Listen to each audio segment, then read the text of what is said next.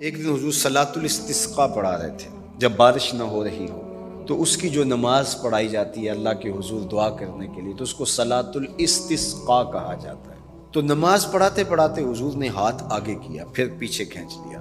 تو عمومی طور پہ ایسا نہیں ہوتا، تو صحابہ نے جب دیکھا تو بعد میں کسی نے پوچھا، حضور آج نماز میں آپ نے ہاتھ آگے بڑھایا اور پیچھے کھینچ لیا، مجھے بتائیے کہ حالت نماز میں نظر کہاں ہونی چاہیے؟ جائے سجدہ پہ ہونی چاہیے نا، لیکن صحابہ حضور کو دیکھ رہے ہیں۔ صحابہ سے کسی نے پوچھا کہ تم بتاؤ ظہر اور عصر کی نمازوں میں حضور قرات کرتے تھے؟ کہاں کرتے تھے؟ تمہیں کیسے پتہ ہے کرتے تھے؟ کہا حضور کی مبارک داڑھی کی جنبش سے اندازہ کرتے تھے کہ قرات ہو رہی ہے۔ معلوم ہوا نماز بھی چلتی رہتی تھی، رخ محبوب کی دید بھی ہوتی رہتی تھی۔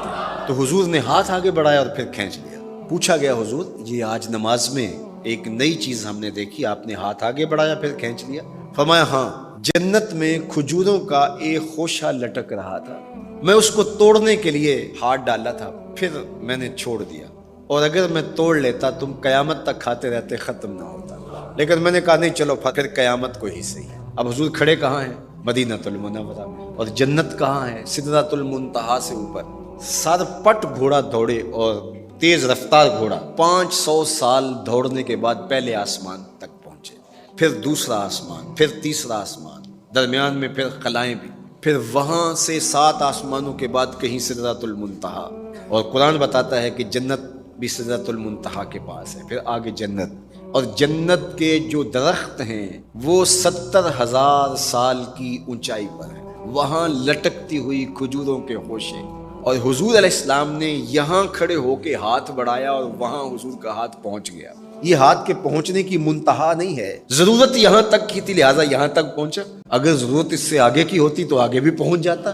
تو حضور کا ہاتھ یہاں سے یہاں تک پہنچا۔ میں اور آپ ہاتھ اٹھائیں تو ہمارا ہاتھ کہاں تک پہنچتا ہے؟ 5 فٹ قد ہے، 3 فٹ اوپر ہاتھ پہنچ جائے گا، تو ہمارا ہاتھ 8 فٹ تک پہنچے گا، زمین سے 8 فٹ تک، چلو کسی کا 9 فٹ تک پہنچے گا، کوئی چھلانگ لگا کے اچھل کے اوپر لے جائے گا تو 10 فٹ تک پہنچ جائے گا، اور جس کا ہاتھ جنت تک پہنچتا ہے اس کی نگاہ کہاں تک پہنچتی ہوگی؟ اس کی نظر کا کمال کیا ہوگا؟